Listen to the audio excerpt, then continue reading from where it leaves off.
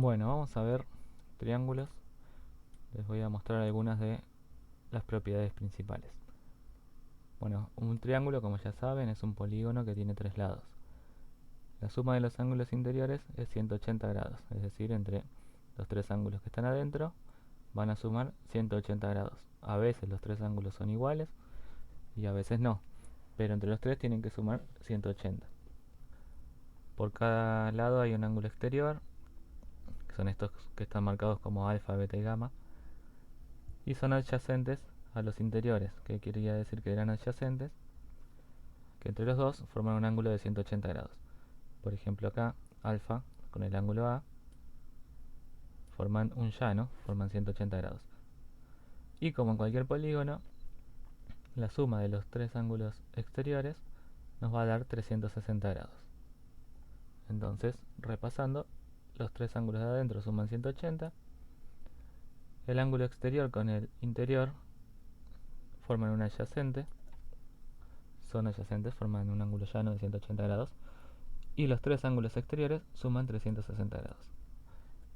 Ahora, de acuerdo a sus lados y a sus ángulos, se pueden clasificar de distintas maneras.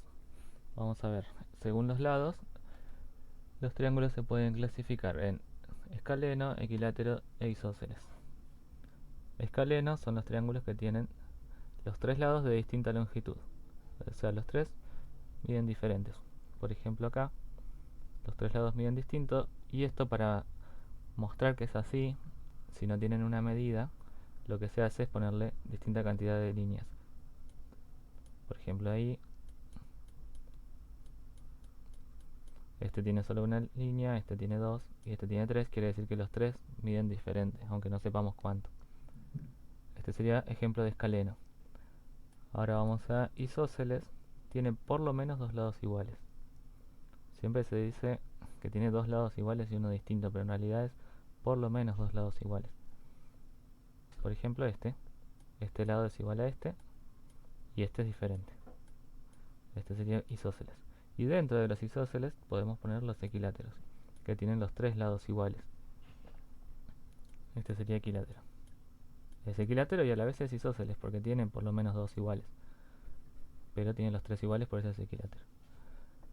Ahora, según sus ángulos, se clasifican rectángulo y oblicuángulo.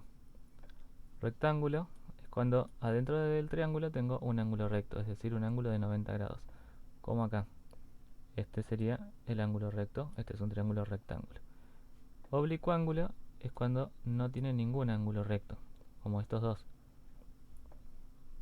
Pero depende cómo sean sus ángulos, puede ser acutángulo u obtusángulo. Acutángulo es si los tres ángulos son agudos. Agudos significa menores a 90 grados, como es el caso del equilátero o de cualquiera de estos que dibujé acá. Los tres ángulos miden menos de 90. Ninguno llega a los 90 ni lo supera. Eso sería acutángulo. Y el triángulo obtusángulo es cuando tiene un ángulo obtuso. Solamente va a tener uno porque si tuviera dos ya no podríamos cerrarlo como si fuera un triángulo. Nos quedaría un cuadrilátero aunque sea. Entonces tiene un ángulo obtuso, un ángulo mayor a 90 grados. Eso es un ángulo obtuso. Por ejemplo este ángulo.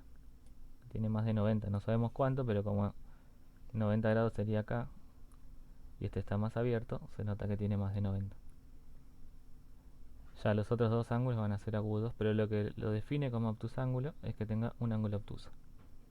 Entonces, rectángulo si tiene un ángulo recto, obtusángulo si tiene un ángulo obtuso, y acutángulo si los tres ángulos son agudos.